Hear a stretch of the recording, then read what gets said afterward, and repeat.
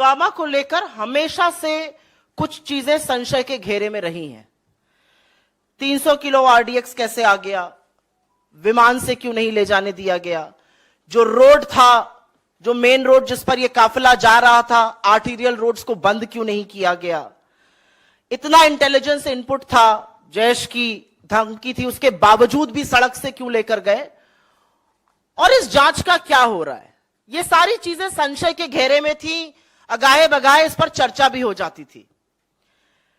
ईश्वर जाने असलियत क्या है, लेकिन मेरे लिए यह बहुत निजी मामला है और मैं ये डिस्क्लेमर के साथ कहती हूं क्योंकि ये उन 40 जांबाजों की तस्वीर है जिनकी शहादत हुई और अब पता चलता है कि शहादत जो है वो सरकार की लापरवाही के कारण हुई। और इसमें जो दूसरी लाइन है उसमें जो पहले व्यक्ति है पंकज त्रिपाठी जी, वो मेरे गृह क्षेत्र महाराजगंज से आते हैं और उनकी शहादत के वक्त जब मैं उनके घर गई थी तो मैंने वहां पर उनके पिता को, उनकी गर्भवती पत्नी को और उनके छोटे से बच्चे को बिलखते हुए देखा है। तो मेरे लिए यह मामला बहुत निजी है, ईश्वर जाने इसका सत्य क्या है, लेकिन जो सत्यपाल मलिक जी ने कहा है उसने पूरे देश को सकते में डाल दिया है, पूरे देश को स्तब्ध कर दिया है। क्योंकि सत्यपाल मलिक जी, जैसा कि जयराम जी ने कहा या पवन जी ने कहा, यह कोई आम साधारण व्यक्ति नहीं है। ये जम्मू कश्मीर के 2019 के गवर्नर, राज्यपाल थे जब यह हमला हुआ। ये गोवा के राज्यपाल रहे, ये मेघालय के राज्यपाल रहे, बिहार के राज्यपाल रहे और इनकी काफी निकटता, ये विश्वास पात्र थे प्रधानमंत्री का। फर्स्ट नेम टर्म पर इन लोगों की बातें होती हैं और ये वो बात कह रहे हैं, इस बात की पुष्टि ये कर रहे हैं। मैं आपसे दरख्वास्त करती हूं कि एक बार 2019 14 फरवरी को याद करिए। 3:15 बजे यह हमला हुआ, खबर आई। लखनऊ में प्रियंका गांधी जी की पहली प्रेस कॉन्फ्रेंस थी, वो प्रभारी उत्तर प्रदेश ईस्ट बनकर गई थी, उन्होंने अपनी प्रेस कॉन्फ्रेंस कैंसिल करी। राहुल गांधी जी का एक भोज था G20 राजनयिकों के साथ, उन्होंने वो कैंसिल किया। लेकिन आपको पता है कि हमले के 2 घंटे बाद भी अमित शाह जी ने रैली करी और प्रधानमंत्री मोदी कॉर्बेट नेशनल पार्क में बेयर ग्रिल्स के साथ मैन वर्सेस वाइल्ड शूट कर रहे थे।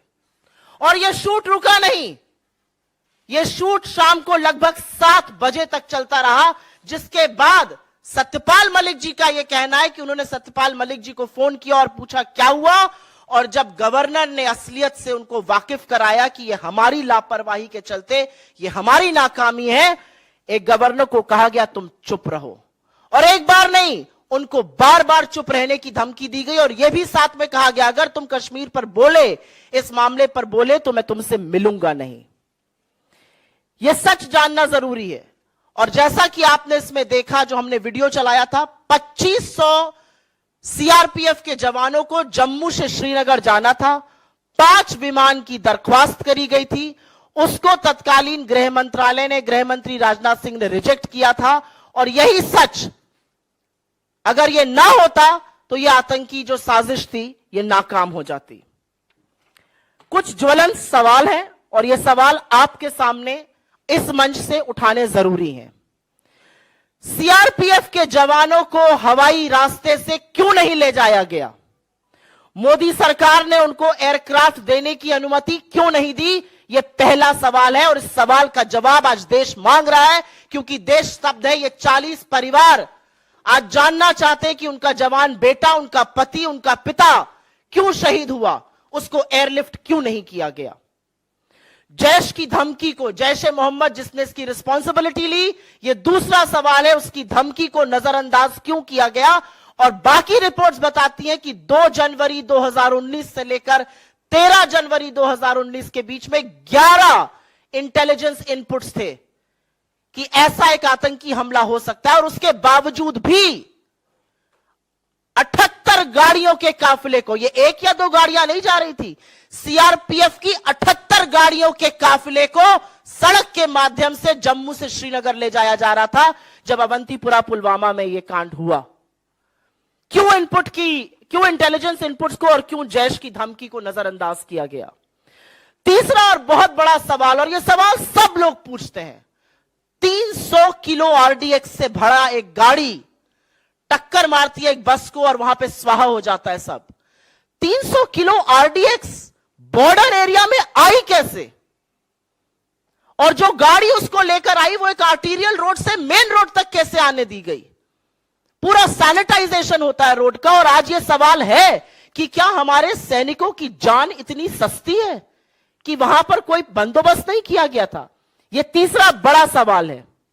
और उसी से एक सवाल जुड़ा भी है, पुलवामा की जांच का क्या हो रहा है? 4 साल बीत गए पुलवामा को। 2019 14 फरवरी को हुआ था। हम 15 अप्रैल 2023 में बात कर रहे हैं। इस जांच का क्या हुआ? कब पता चलेगा आरडीएक्स? कब पता चलेगा रोड सैनिटाइजेशन के बारे में? चौथा और बहुत महत्वपूर्ण सवाल, सतपाल मलिक जी ने अपने इंटरव्यू में साफ तौर से कहा है कि उन्होंने प्रधानमंत्री को बताया कि गृह मंत्रालय ने रिजेक्ट किया था, उनको चुप रहने को कहा गया, तुम चुप रहो। और यही तुम चुप रहो नेशनल सिक्योरिटी एडवाइजर, राष्ट्रीय सुरक्षा सलाहकार श्रीमान डोवल जी ने भी उनको दिया। तो इनकी क्या रिस्पॉन्सिबिलिटी है? तत्कालीन गृह मंत्री राजनाथ सिंह जी की या डोवल जी की क्या रिस्पॉन्सिबिलिटी है? इनकी जिम्मेदारी कैसे, कब और कौन तय करेगा? और अंतिम बड़ा सवाल यह है कि इतने बड़े हादसे के बाद आज 4 साल हो गए और जब सत्यपाल मलिक जी इतना बड़ा खुलासा करते हैं और पता चलता है कि उनको चुप रहने के लिए प्रधानमंत्री ने कहा था, आज ये पूछना पड़ेगा, ये धमकी, ये हिदायत, ये नसीहत, जो भी कह लीजिए, उनको क्यों दी गई? और अंत में मैं सिर्फ इतना कहना चाहती हूं कि ये जो सर्टिफिकेट बांटते फिरते हैं देश प्रेम का, देशद्रोह का, अगर ये देशद्रोह नहीं है, अगर ये 40 लोगों की शहादत और बेयर ग्रिल्स के साथ ये फोटो एक साथ देशद्रोह नहीं है, तो देशद्रोह क्या है?